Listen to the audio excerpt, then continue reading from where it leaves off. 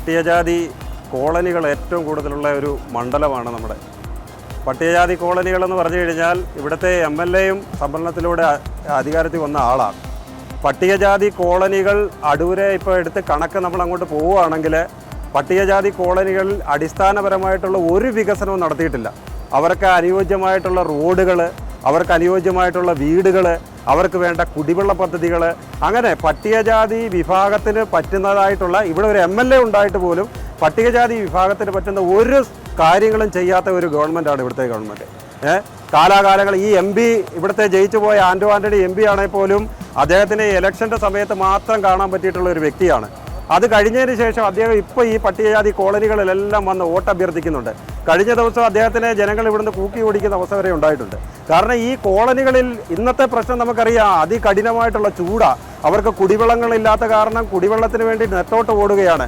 അവരുടെ അടിസ്ഥാന സൗകര്യങ്ങളായിട്ടുള്ള റോഡ്, പ്രധാനമന്ത്രി ആവാസ് യോജന പദ്ധതി ഈ നഗരസഭയിൽ നടപ്പിലാക്കിയപ്പോൾ പോലും അതിനെ അട്ടിമറിക്കാൻ വേണ്ടിയിട്ട് ശ്രമിച്ചിട്ടുള്ള ഇവിടുത്തെ ഭരണകൂടമാണ് ഇവിടുത്തെ നഗരസഭ ഭരിക്കുന്നത്. അപ്പോൾ നമുക്കറിയാൻ പറ്റും ഇവിടുത്തെ ഈ വനവാസി മേഖലയിലുള്ള ആൾക്കാർക്ക്, വനവാസികളുടെ ബുദ്ധിമുട്ടിന് വേണ്ടിയിട്ട് കേന്ദ്ര സർക്കാർ ഒട്ടനവധി പദ്ധതികൾ ചെയ്യുമ്പോൾ അതെല്ലാം ഈ മണ്ഡലത്തിൽ, ഈ പാർലമെൻറ്റ് മണ്ഡലത്തിൽ ഇവിടുത്തെ കമ്മ്യൂണിസ്റ്റിൻ്റെ MLAമാരും കോൺഗ്രസിൻ്റെ MPയും അടക്കമുള്ള ആൾക്കാർ മുഴുവൻ ഈ പദ്ധതികൾ അട്ടിമറിക്കുന്ന ഒരു അവസ്ഥയാണ്.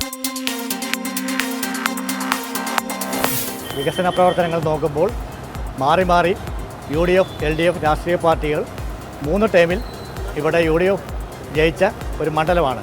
ഇവിടെ നമ്മൾ റൈറ്റ് ബസ് സ്റ്റാൻഡ് യൂസ് ചെയ്യുന്ന ഒരു പ്രധാന കവാടമായ ഇവിടെ വെള്ളം കെട്ടിക്കിടന്ന് ദുർഗന്ധം വമിക്കുന്ന കാഴ്ചയാണ്. പല ആൾക്കാർ പരാതി പറഞ്ഞിട്ട് പോലും അടൂരിൽ നിന്ന് യാതൊരു നടപടി ഇതുവരെ ഉണ്ടായിട്ടില്ല.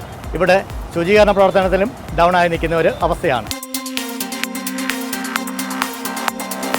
ഇത്രയും വികസന രാജ്യമാണ് അല്ലെ, നമ്മൾ ഈ രാഷ്ട്രീയക്കാരെല്ലാം നമുക്ക് വേണ്ടി ഒരുപാട് കാര്യങ്ങൾ ചെയ്യുന്നു എന്ന് പറഞ്ഞിട്ടും അമിതമായ ദുർഗന്ധവും, പിന്നെ നമുക്കൊരു ഹോസ്പിറ്റലിന് എനിക്കിന്ന് രാവിലെ വന്ന സമയത്ത് എനിക്ക് തലകറക്കം ഉണ്ടായി. അപ്പോൾ ഞാൻ അവിടെ ചെന്നപ്പോൾ അവിടെ ടിക്കറ്റ് എടുത്തപ്പോൾ 15 രൂപയാണ്. അപ്പോൾ ഞാൻ പത്തനംതിട്ട സ്വദേശിനിയാണ്. അപ്പോൾ അവിടെ ഉള്ള ഹോസ്പിറ്റലിൽ 5 രൂപയാണ് ഈടാക്കുന്നത് ഒരാൾക്ക്. അപ്പോൾ ഇവിടെ നഗരസഭ ആയതുകൊണ്ടാണോ എന്താണ് അത്രയും രൂപ ഒരു പബ്ലിക്കിൻ്റെ കയ്യിൽ നിന്ന് ഈടാക്കിയതെന്ന് എനിക്ക് മനസ്സിലായില്ല. അപ്പോൾ ഒരു രാഷ്ട്രീയക്കാരൻ എന്ന് പറയുന്നത് പബ്ലിക്കിൻ്റെ ആവശ്യം അറിഞ്ഞ് പ്രവർത്തിക്കാനുള്ള കഴിവുള്ള, പ്രാപ്തിയുള്ള ആളായിരിക്കണം എന്നുള്ളതാണ്. അവിടെ രാഷ്ട്രീയം എന്താണെന്നുള്ളതല്ല, കഴിവിനെയാണ് ഞാൻ അവിടെ സപ്പോർട്ട് ചെയ്യാൻ ഉദ്ദേശിക്കുന്നത്. നമ്മുടെ രാജ്യത്ത് നടക്കുന്ന ഇത്രയും വലിയ വളർച്ചയ്ക്കൊപ്പം നിൽക്കണമെന്നാണ് എൻ്റെ ആഗ്രഹം. അപ്പം അതിനു വേണ്ടിയുള്ള ഒരു ഭരണ സംവിധാനം വരട്ടെ എന്ന് ഞാൻ ആഗ്രഹിക്കുന്നു.